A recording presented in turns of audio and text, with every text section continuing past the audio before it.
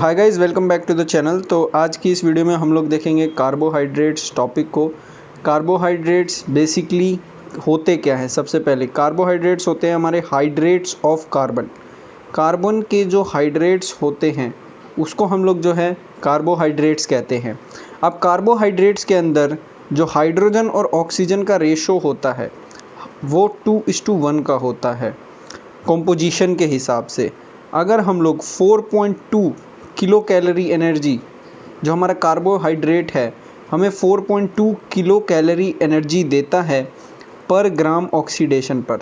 जब बॉडी के अंदर आपने पढ़ा होगा रेस्पिरेशन की हमारा जब बॉडी के अंदर एक्सचेंज होता है, जब हमारी फूड जो है ऑक्सीडाइज होता है, तब जो है अगर हमारा carbohydrate as a food material है तो वो हमें 4.2 किलो कैलोरी एनर्जी देगा पर ग्राम ऑक्सीडेशन पर। हमारे जो कार्बोहाइड्रेट है उसकी जो बॉन्ड होता है वो ग्लाइकोसिडिक बॉन्ड होता है।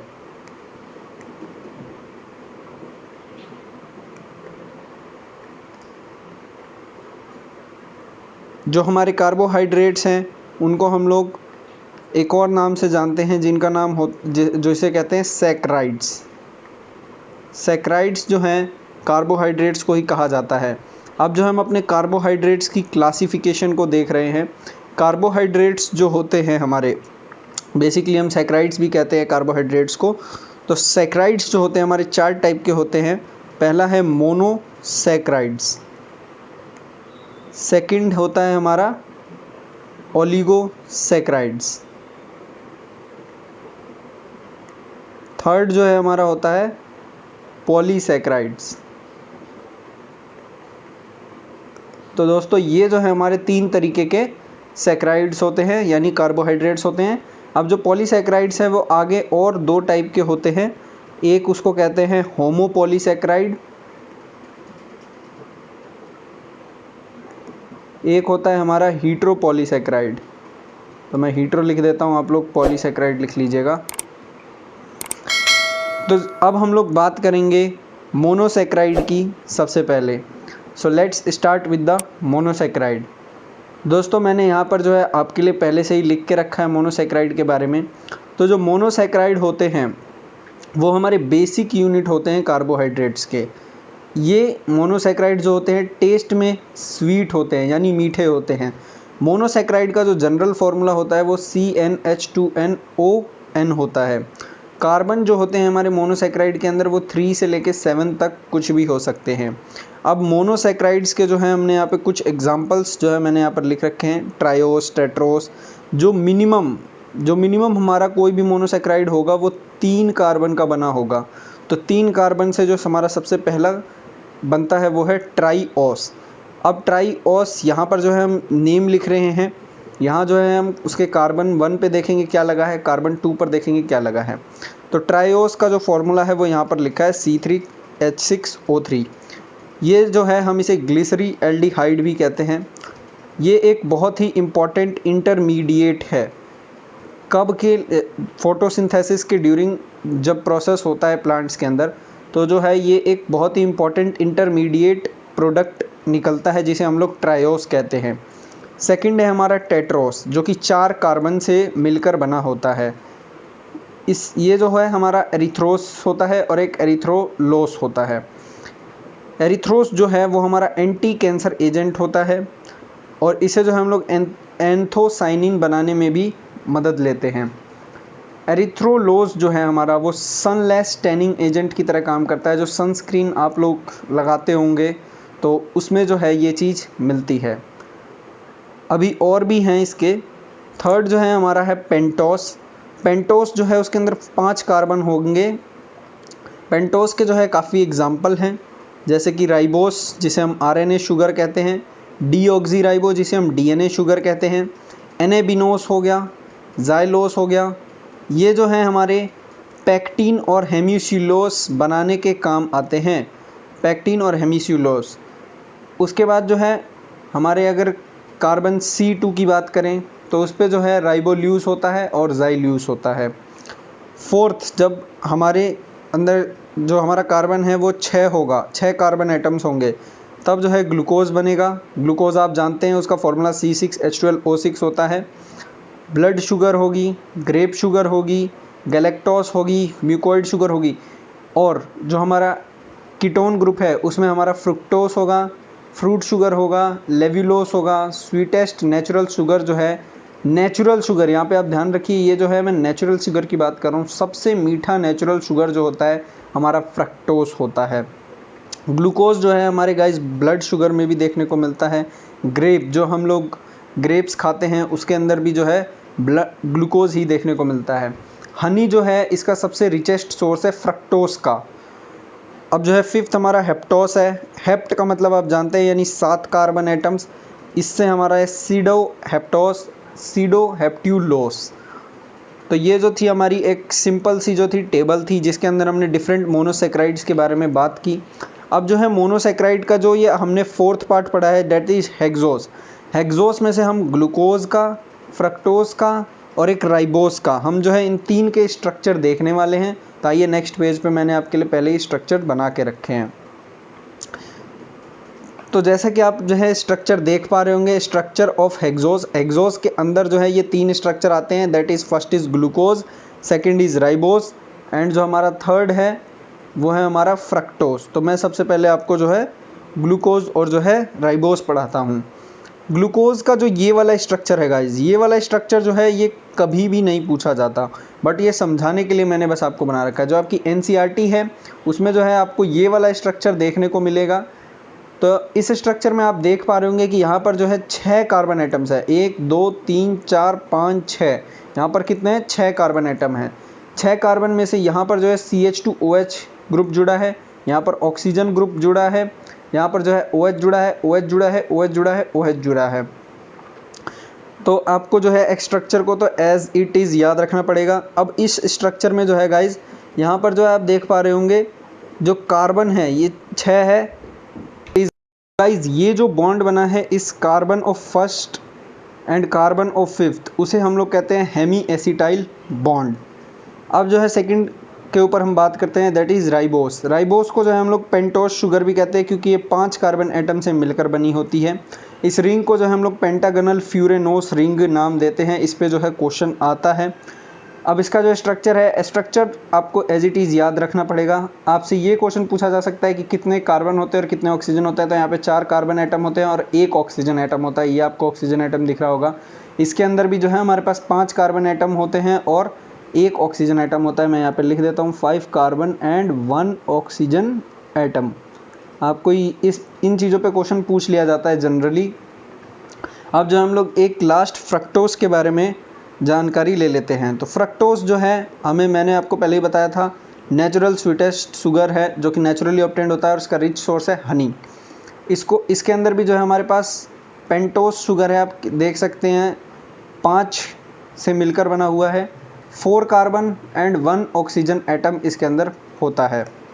अब जो है हम लोग देखेंगे कुछ इम्पोर्टेंट नोट इसके बारे में, जो भी हमने मोनोसेक्राइड्स पढ़े। तो मोनोसेक्राइड्स जब हमने पढ़े तो जितने भी हमारे मेटाबॉलिक शुगर होते हैं वो डी फॉर्म में होते हैं। डी फॉर्म का मतलब क्या? मेटाबॉलिक शुगर, जो कि हमारी जब मेटाबॉलिज्म के अंदर जाते ही जो है हमारी बॉडी इसको स्टोर नहीं करती, एज ए एनर्जी उसको यूज़ कर लेती है। तो वो है हमारे डी फॉर्म में। डेक्स्ट्रो रोटेटरी फॉर्म इसे कहा जाता है। आपको बस याद रखना है इसे। अब जो है मैं आपको कुछ इंपॉर्टेंट बात बताऊंगा रिड्यूसिंग शुगर के बारे में। रिड्यूसिंग शुगर, इसके ऊपर जो है गाइज क्वेश्चन पूछा गया है। ये जो हैं फ्री होती हैं फंक्शनल एल्डिहाइड और कीटोन ग्रुप से। दे आर फ्री और फंक्शनल एल्डिहाइड और कीटोन।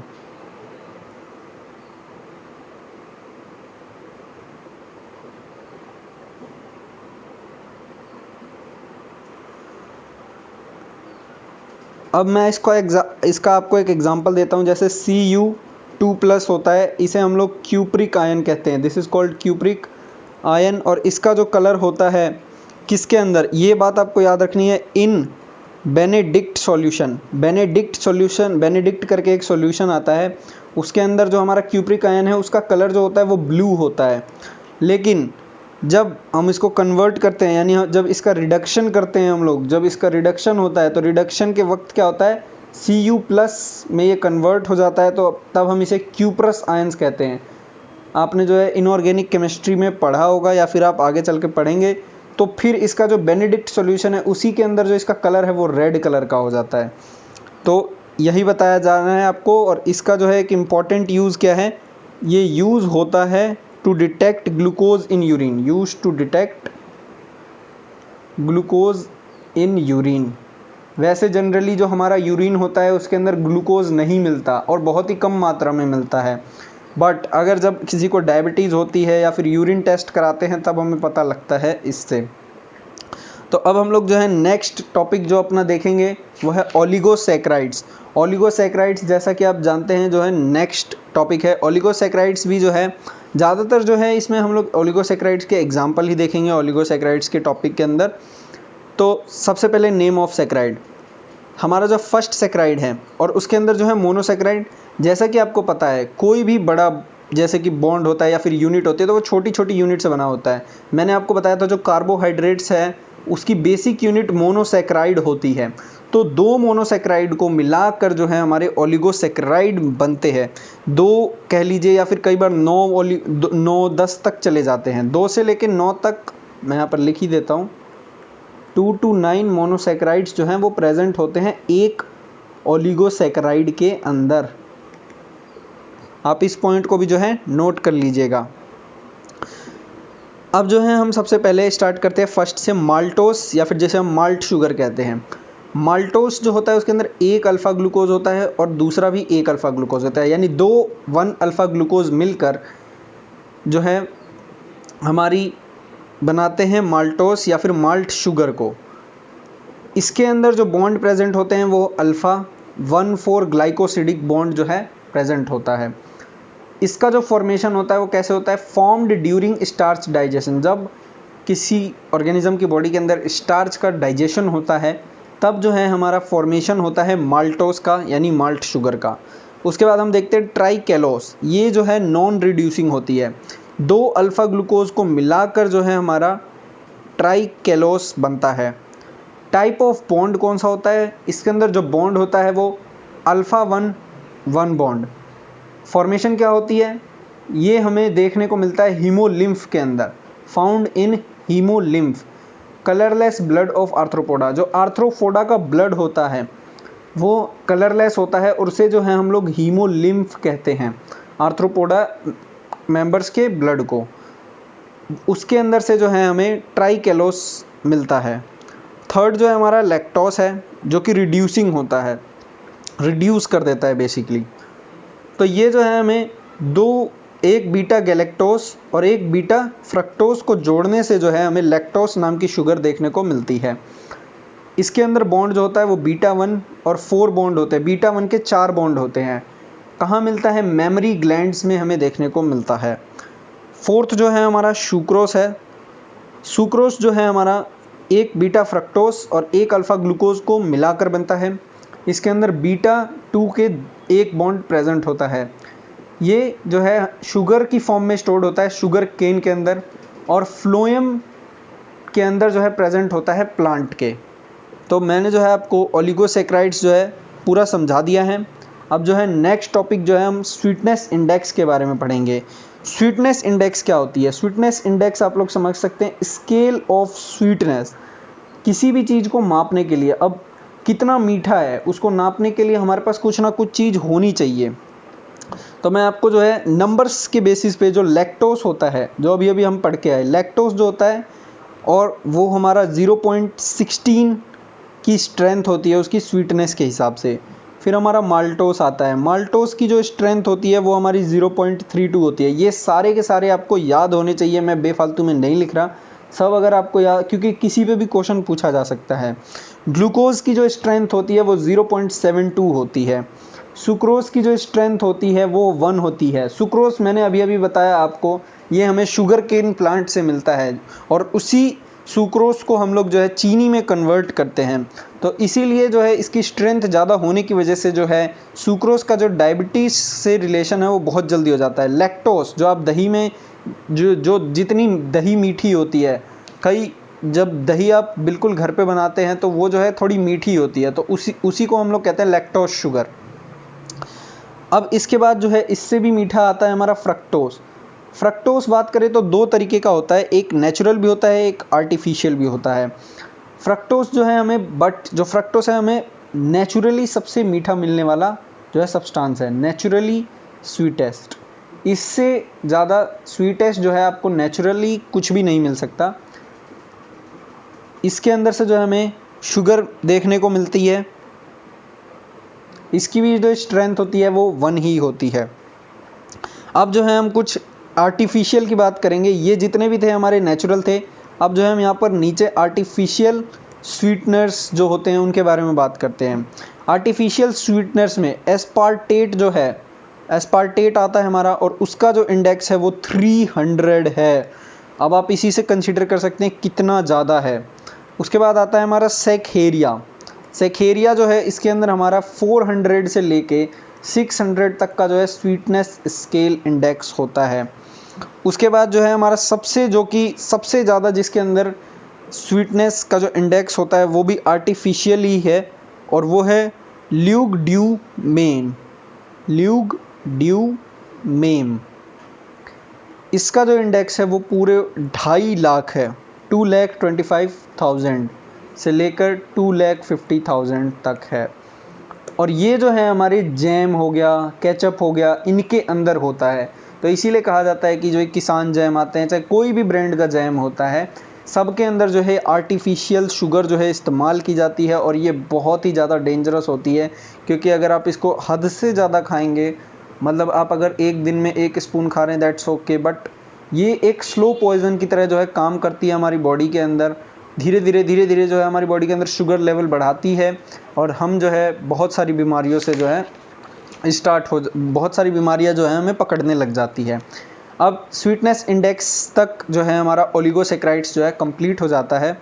इसके बाद जो है हम पॉलीसेक्राइड्स को देखते हैं। पॉलीसेक्राइड्स, और इन्हें हम लोग ग्लाइकन्स के नाम से भी जानते हैं। जब हमारे 10 और 10 से ज़्यादा 10 और मोनोसेक्राइड यूनिट्स जो है जब एक साथ जुड़ती हैं, तब जो है हम उसे कहते हैं एक पॉलीसेक्राइड यूनिट जो है बन चुका है। जब हमारी 10 या उससे ज़्यादा मोनोसेक्राइड यूनिट जुड़ेगी तब जाके हमारा एक पॉलीसेक्राइड यूनिट बनेगा। और किससे ज्वाइन होगी? Joined by glycosidic bond. मैंने आपको कार्बोहाइड्रेट्स के टाइम ही बता दिया था, कार्बोहाइड्रेट्स की जितनी भी चीज़ें बनती है सबके अंदर क्या होती है? Glycosidic bond. उसके अलावा कोई भी बॉन्ड नहीं होता, ग्लाइकोसिडिक बॉन्ड। ये जो होते हैं हमारे पॉलीसेक्राइड्स, ये जो है हमारे नॉन स्वीट पॉलीमर्स होते हैं, यानी ये मीठे नहीं लगते ज़्यादा क्या लगते ही नहीं है बिल्कुल। इनका जो जनरल फार्मूला होता है वो होता है CnH2n-2ON-1। ये जो है आपको याद रखना है। और जो n है, इसमें n जो है हमारा 10 या उससे ज़्यादा होगा, क्योंकि मैंने आपको क्या बताया है? मैंने आपको बताया कि जो मोनोसेक्राइड यूनिट है वो 10 या उससे ज़्यादा ही रहेगी हमेशा पॉलीसेक्राइड के अंदर। अब जो मैंने आपको पीछे बताया था कि पॉलीसेक्राइड्स 2 तरीके के होते हैं। पॉलीसेक्राइड्स 2 तरीके में से एक हो गया होमोपॉलीसेक्राइड्स, और एक हो गया हमारा हीट्रोपॉलीसेक्राइड्स। इनके बीच में कोई ज़्यादा डिफरेंस नहीं है बस, लेकिन छोटे छोटे पॉइंट्स है जो हमें याद होने चाहिए। होमोपॉलीसेक्राइड्स जो होते हैं वो बने होते हैं सेम मोनोसेक्राइड यूनिट से। होमो हीट्रो आपने क्लास अपनी 6th से आई थिंक आप पढ़ते आ रहे होंगे। होमो हीट्रो का क्या मतलब होता है? Same type of monosaccharide units. और जो ये है हमारा, इसके अंदर different type of monosaccharide units होंगे। इसमें हम लिखेंगे different types of monosaccharide unit, different types of monosaccharide units. So hi guys, अब जो है हम लोग शुरू करने जा रहे हैं होमोपॉलीसेक्राइड्स के अंदर जो हमारा फर्स्ट एग्जांपल है दैट इज़ स्टार्च। स्टार्च हमारा एक स्टोरेज पॉलीसेक्राइड कहलाता है। स्टार्च को हम स्टोरेज पॉलीसेक्राइड कहते हैं। 2 लाख और 2 लाख से ज़्यादा अल्फ़ा ग्लूकोज यूनिट्स जो है होती है एक स्टार्च के मॉलिक्यूल के अंदर। 2 लाख और more than alpha glucose units से मिलकर जो है हमारा एक स्टार्च का मॉलिक्यूल बनता है। और जो स्टार्च के मॉलिक्यूल्स हैं उनके बीच में जो बॉन्ड होता है उस बॉन्ड को हम लोग कहते हैं ग्लाइकोसिडिक बॉन्ड कहलाता है। वो जो हमारा स्टार्च है उसके आप कह सकते हैं 2 स्ट्रक्चरल कंपोनेंट्स हैं। जो पहला स्ट्रक्चर के बेसिस पे जो है इसके 2 कंपोनेंट्स हैं। पहला जो है हमारा अमाइलोस है और जो हमारा दूसरा स्ट्रक्चरल कंपोनेंट है वो है अमाइलोपेक्टिन। जो हमारा फर्स्ट अमाइलोस है वो 20% स्ट्रक्चर कंपोजिशन में इंक्लूड करता है और अमाइलोपेक्टिन 80% करता है। बॉन्ड जो है इनके अंदर अल्फ़ा 1,4 पॉलीसिडिक होता है। 1,4 पॉलीसिडिक बॉन्ड। ये जो है अनब्रांच्ड होते हैं, राइट हैंडेड कॉइल्ड होते हैं।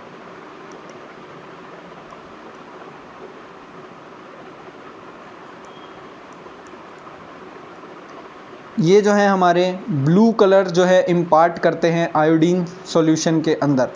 ब्लू कलर इन आयोडीन सॉल्यूशन, ये जो चीज़ है आपको याद रखनी है क्योंकि इसके ऊपर जो है क्वेश्चन भी पूछे गए हैं। अब जो है हम लोग अमाइलोपेक्टिन की बात करते हैं जो कि 80% होता है। इसके अंदर जो हमें बॉन्ड देखने को मिलता है वो है alpha 1,4 and alpha 1 and 6 bond. ये वाला जो बॉन्ड है इसके अंदर प्रेजेंट होता है। ये जो है हमारे ब्रांच्ड होते हैं, यानी हमें ब्रांच की फॉर्म में देखने को मिलते हैं। ब्रांच्ड स्ट्रक्चर होता है इनका एट एवरी 20 to 25 यूनिट्स।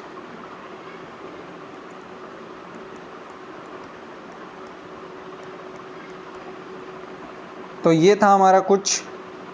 अगर आप स्टार्च को देखेंगे, जो मैंने बात यहाँ पे लिखी है, जब आप स्टार्च को आयोडीन सॉल्यूशन के अंदर जो है डिज़ोल्व करते हैं यानी डालते हैं, तब जो है उसका कलर जो होता है वो ब्लू में चेंज हो जाता है। ये बात आपको बहुत अच्छे से याद रखनी है। उसके बाद जो है दूसरा इस पे पूछा जाता है कि स्टोरेज पॉलीसैकेराइड भी इसे कहा जाता है। इसके जो 2 कंपोनेंट्स हैं वो है amylose and amylopectin. So now let's get to the next. जो दूसरा है हमारा ग्लाइकोजन एग्जाम्पल। ग्लाइकोजन में जो है जैसे हमने पढ़ा था स्टार्च में 2 लाख या उससे ज़्यादा यूनिट होती है। इसमें जो है हमें 4 लाख और मोर अल्फ़ा ग्लूकोज यूनिट्स जो है देखने को मिलती है। और जो बॉन्ड होता है इनके बीच में वो ग्लाइकोसिडिक बॉन्ड होता है, ग्लाइकोसिडिक बॉन्ड। और ग्लाइकोजन जो है हम इसे भी जो है स्टोरेज पॉलीसैकेराइड के अंडर ही जो है देखते हैं।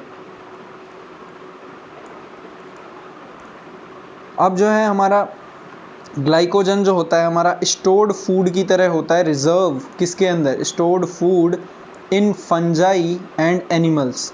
फंजाई हो गया या फिर एनिमल्स हो गए, उनके अंदर जो फूड स्टोर्ड होता है वो ग्लाइकोजन की फॉर्म में होता है। इसको जो है हम एनिमल स्टार्च भी कहते हैं। इस पे जो है बहुत ज़्यादा क्वेश्चन आता है कि एनिमल स्टार्च किसको कहा जाता है। एनिमल स्टार्च के अंदर आपको जो है इसे एकदम अच्छे से रट करके रख लेना है, इसीलिए मैंने इसको बॉक्स के अंदर भी बना दिया है। स्ट्रक्चर जो होता है इसका वो अमाइलोपेक्टिन की तरह होता है। आपको ये बात भी जो है ध्यान रखनी है कि जो ग्लाइकोजन है उसका स्ट्रक्चर जो है वो अमाइलोपेक्टिन की तरह होता है। इसके बाद जो बॉन्ड होता है इसके अंदर जो बॉन्ड है वो हमने अमाइलोपेक्टिन में कौन सा बॉन्ड पढ़ा था? Alpha 1,4 and alpha 1,6 bond. यही वाला बॉन्ड जो है ग्लाइकोजन के अंदर भी जो है प्रेजेंट होता है। बट जब हमने उसमें पढ़ा था, अभी जब हमने पीछे पढ़ा था स्टार्च के अंदर, तो वो हर 20 to 25 यूनिट्स के बाद रिपीट हो रहा था। यहाँ पर हर 8 to 12 यूनिट्स के बाद जो है आपको इसकी रिपीटिंग देखने को मिलेगी। इसके बाद जो है हमारा नेक्स्ट जो एग्ज़ाम्पल है वो है इन्यूलिन। इन्यूलिन भी जो है हमारा एक स्टोरेज पॉलीसेकेराइड कहलाता है। पॉलीमर ऑफ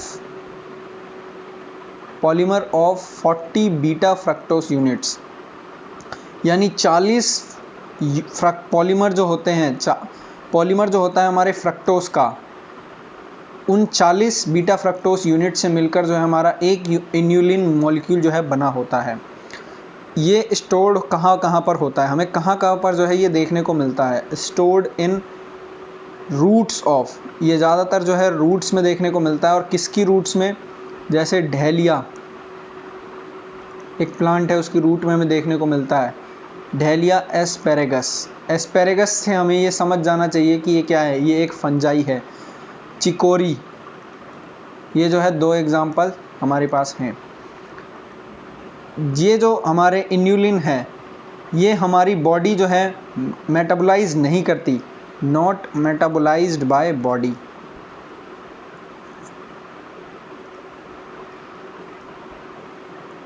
और इसे क्यों मेटाबोलाइज नहीं करती? सबसे इंपॉर्टेंट क्वेश्चन ये है, because it is metabolically inert.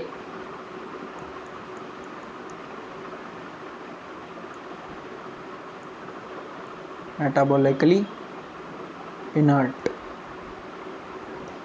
Inulin का जो सबसे इम्पॉर्टेंट पॉइंट है वो है, इन्यूलिन जो है मेज़र के यूज़ में आती है कि एक चीज़ को, जिसका नाम है ग्लोम्युलर फिल्ट्रेशन रेट, जो हमारी किडनीज़ के अंदर होता है। हम वो जो है आगे चलकर पढ़ेंगे excretory products and there elimination के अंदर।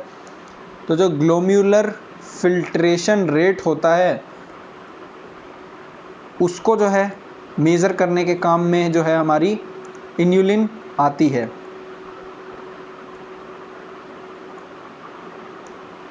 इसके ऊपर जो है क्वेश्चन भी पूछा जाता है। अब जो हमारा नेक्स्ट एग्जांपल जो है वो है हमारा सेल्यूलोस। सेल्यूलोस भी जो है हमारा एक स्टोरेज पॉलीसेकेराइड है। तो मैं ST इस बार लिख दे रहा हूँ, या फिर मैं पूरा ही लिख देता हूँ, स्टोरेज पॉलीसेकेराइड। मेन कॉन्स्टिट्यूएंट है, जैसा कि हम लोग जानते हैं, हम पढ़ते भी आए हैं, जो सेल वॉल है एल्गी की या फिर हमारे प्लांट्स की, cell wall of plants and algae, वो जो है हमारी इसी से बनी हुई होती है। और ये जो है हमारा सबसे अबंडेंट, ये जो है क्वेश्चन भी आया है, मोस्ट अबंडेंट बायोमोलिक्यूल है ये, अबंडेंट बायोमोलिक्यूल ऑन अर्थ। पूरी धरती पर जो है सबसे ज़्यादा जो है बायोमोलिक्यूल कोई मिलता है तो वो हमारा है सेल्यूलोस। और ये किसका पॉलीमर है? ये पॉलीमर है बीटा ग्लूकोज का, polymer of beta glucose. Bond जो है इसके अंदर हमें बीटा 1,4 ग्लाइकोसिडिक देखने को मिलता है। इसका जो स्ट्रक्चर होता है हमारे सेल्यूलोस का, वो लीनियर होता है या फिर अनब्रांच्ड स्ट्रक्चर होता है। सिंथेटिक अगर हम डेरिवेटिव्स की बात करें सेल्यूलोस के, तो कुछ जो हैं डेरिवेटिव्स हमें मार्केट में आर्टिफिशियल आप कह सकते हैं वो देखने को मिलते हैं। तो यहाँ पर मैं सिंपली लिख देता हूँ सिंथेटिक डेरिवेटिव्स। ये जो है हमारे टॉपिक से जो है थोड़ा दूर टॉपिक है, मतलब इतना ज़्यादा नीट में पूछा नहीं गया, लेकिन फिर भी जो है मैं आपको ये लिखवा रहा हूँ, क्योंकि जहाँ से नहीं पूछा जाता वहीं से पूछने के स्कोप बढ़ते हैं। फर्स्ट बात करें तो वो है सेल्यूलोस एसीटेट। सेल्यूलोस एसीटेट ये सिगरेट फिल्टर्स बनाने के काम में आता है। सिगरेट के जो फिल्टर्स होते हैं उसके काम में जो है यूज़ होता है। मैंने यहाँ सिगरेट में EEE लगा दिया, आप लोग इसको मत लिखिएगा। सिगरेट फिल्टर्स जो है उसको बनाने में जो है काम आता है, और शैटर प्रूफ ग्लासेस बनाने के काम में भी आता है।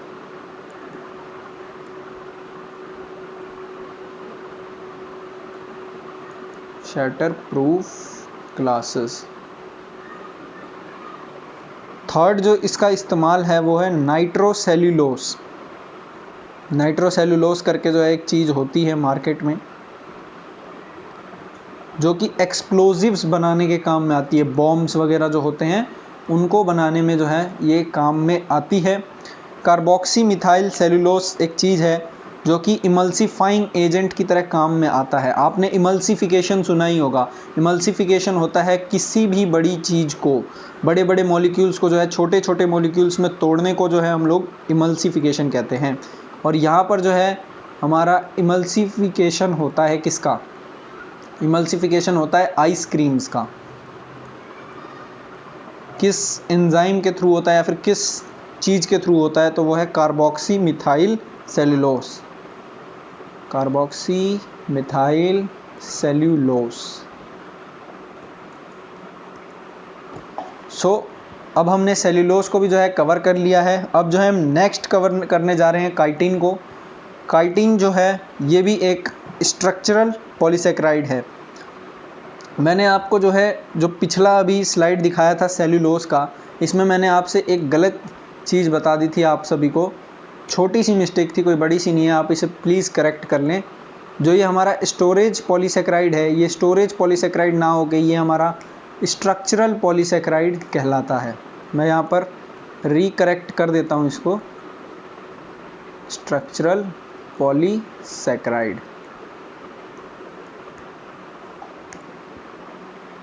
और जो हमारा काइटिन है ये भी एक स्ट्रक्चरल पॉलीसेकेराइड है।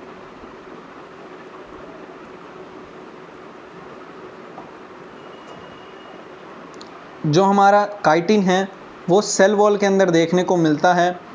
किसके? फंगस जो होती है हमारी, फंगाई होती है, फंगाई के अंदर जो है सेल वॉल के रूप में जो है देखने को मिलता है। ये found in fungi cell wall. और एक और ऑर्गेनिज्म है जिसके सेल वॉल में देखने को मिलती है, that is exoskeleton of arthropods.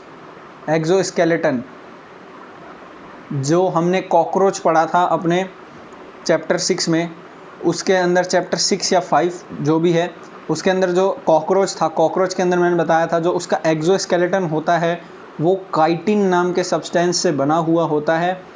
और ये जो सब्सटेंस है इसी से जो है फंगाई की सेल वॉल भी जो है बनती है।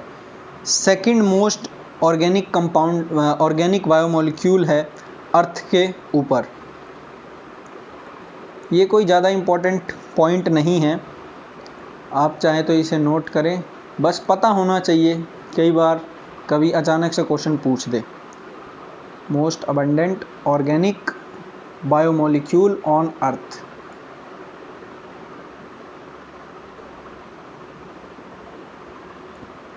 नाउ नेक्स्ट टॉपिक इज़, ये जो है किससे बना हुआ होता है? जो हमारा काइटिन है वो बना हुआ होता है made of an acetyl glucosamine units. ये थोड़ा याद करने में मुश्किल है, लेकिन क्वेश्चन भी जो है इस पर बहुत ही कम बार पूछे गए हैं, तो इतना कोई ज़्यादा इम्पॉर्टेंट नहीं है, लेकिन हमें जो है हर एक चीज़ कवर करते हुए चलनी है। बॉन्ड की अगर इसमें बात करें तो जो बॉन्ड प्रेजेंट होता है वो हमारा β14 बॉन्ड होता है। उसके बाद जो इसका स्ट्रक्चर होता है सबसे इम्पॉर्टेंट, इस पे जो है क्वेश्चन पूछ लिया जाता है, जो इसका स्ट्रक्चर होता है वो हमारा अनब्रांच्ड स्ट्रक्चर होता है। नाउ हमने जो है अपना होमोपॉलीसेकेराइड जो टॉपिक है वो पूरी तरीके से ख़त्म कर लिया। हमने सबसे पहले पॉलीसेकेराइड शुरू किया था, पॉलीसेकेराइड के अंदर हमने होमोपॉलीसेकेराइड और हेटेरोपॉलीसेकेराइड को देखा था दो, और उसके बाद अब जो है हमने होमोपॉलीसेकेराइड ख़त्म कर लिया है। अब जो है हम लोग अपने हेटेरोपॉलीसेकेराइड के अंदर जो है एंट्री ले रहे हैं। हेटेरोपॉलीसेकेराइड के अंदर जो हमारा पहला एग्जाम्पल है वो है पैक्टिन एंड हेमीसेल्यूलोस। पैक्टिन जो है किससे बना हुआ होता है? पैक्टिन और जो हेमीसेल्यूलोस है वो बने हुए होते हैं मेड ऑफ गैलेक्टोस। गैलेक्टोस मैंने आपको बताया था एक शुगर होती है, शुगर के अंदर ही आती है, made of galactose, mannose etcetera. और जो हमारी पैक्टिन और जो हेमीसेल्यूलोस है वो किसके अंदर देखने को मिलती है? In cell wall of plants. Plants की जो सेल वॉल होती है उसके अंदर जो है देखने को मिलती है। पैक्टिन जो है हमारा यूज होता है jam and jelly making.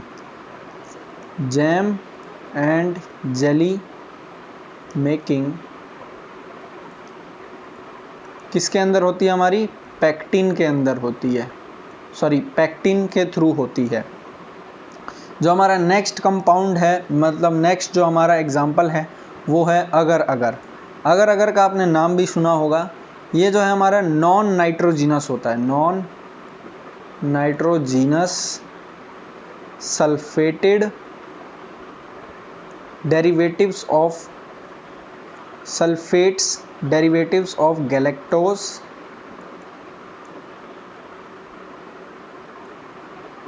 And its derivatives.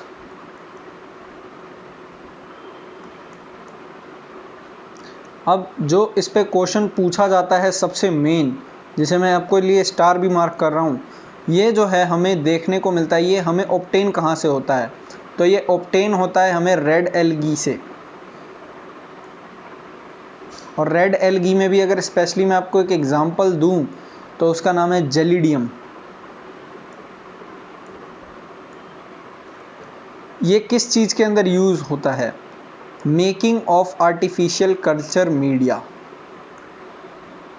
Artificial culture media, ACM। आप इसकी जो मैं आपको बोल देता हूँ, आर्टिफिशियल कल्चर मीडिया इसकी फुल फॉर्म है।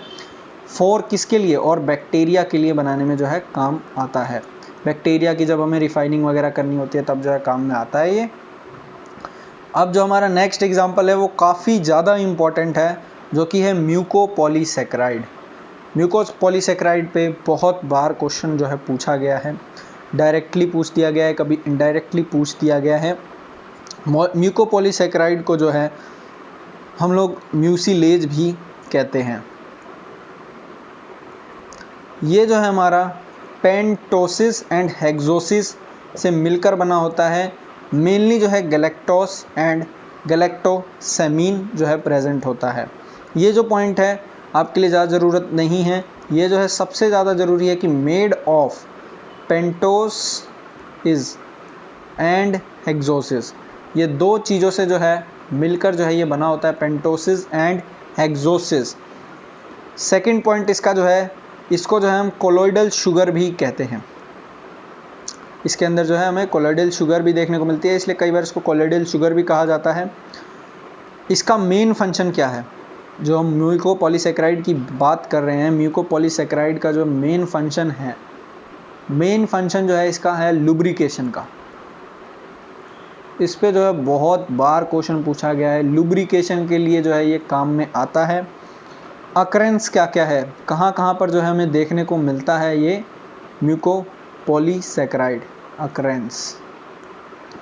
अकरेंस की बात करें तो बैक्टीरियल सेल के ऊपर, surface of bacterial cell, bacteria का जो सेल होता है उसकी जो सरफेस होती है उसके ऊपर जो है हमें देखने को मिलता है।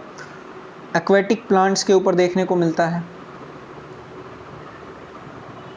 Aquatic plants.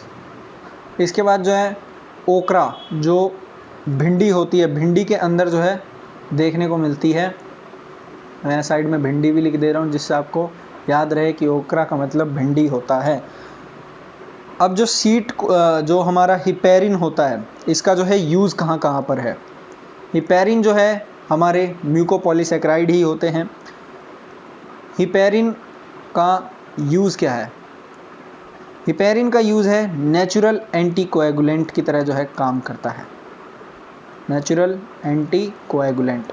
ब्लड को जो है जमने से बचाता है, इसलिए हम इसे नेचुरल एंटीकोएगुलेंट कहते हैं। हाइलुरोनिक एसिड आप लोग जानते होंगे, हाइलुरोनिक एसिड जो है उसके अंदर भी जो है ये काम आता है। थर्ड अगर हम बात करें तो ये जो है केराटिन, केराटिन सल्फेट आप जानते होंगे, नहीं जानते तो आप आगे चल के एनाटॉमी में पढ़ेंगे। केराटिन जो है हमारी वो स्किन के अंदर या फिर कॉर्निया ऑफ आई के अंदर जो है देखने को मिलती है। सॉरी फॉर द डिस्टर्बेंस, अगर आपको अभी कोई आवाज़ आई हो तो। हमने जो है अब तक टॉपिक्स जो है कवर कर लिए, हमने अपना हीड्रोपॉलीसैकेराइड जो है पूरा कंप्लीट कर लिया, इतना ही था। अगर आपको इसके नोट्स चाहिए जो भी हमने इसमें कवर किया है, तो आप नोट्स के लिए गूगल पर टाइप कर सकते हैं www.missioneducation.com, या फिर आप जो है इस वीडियो के डिस्क्रिप्शन में जा सकते हैं, आपको डायरेक्ट नोट्स के जो है लिंक मिल जाएंगे। लेकिन मेरा सजेशन आप सभी को यही है कि आपने जब इसे पढ़ा आप इसके बाद एक बार NCERT को ज़रूर पढ़ें और लेक्चर चलते वक्त जो है आप खुद इसके जो है नोट्स बनाएं। Thank you for this class.